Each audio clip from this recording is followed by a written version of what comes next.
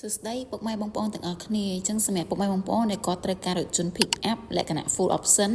ចានាងខ្ញុំសូមណែនាំអំពី Ranger Vatrac ស៊េរីឆ្នាំ2025គឺជាប្រភេទរថយន្ត full option ម៉ាស៊ីន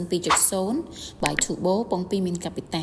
ចានិយាយទៅរថយន្តនេះគឺពិតជាពេញនិយមនិងលក់ដាច់ខ្លាំងមែនទែនដោយសារតែជនមានការគ្រប់គ្រងទៅលើរថយន្ត Ranger Vatrac ស៊េរី2025នេះផ្ទាល់តែម្ដងចាអញ្ចឹងគឺកៅអីអូតូទាំងសងខាងប្រភេទ full option ម៉ាស៊ីន 2.0 ម៉ាស៊ូតបាយឈូបូនៅខាងក្រៅមានម៉ាស៊ីនជែកនៅខាងក្រៅផងដែរតើតងជាមួយនឹងកម្រិតនៃការស៊ីម៉ាស៊ូតវិញចន្លោះពី7ទៅ8លីត្រនៅក្នុង100គីឡូចា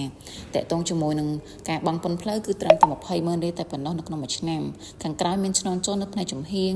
ហើយតើតងជាមួយនឹងផ្នែកខាងក្រៅក៏យើងមានកាមេរ៉ា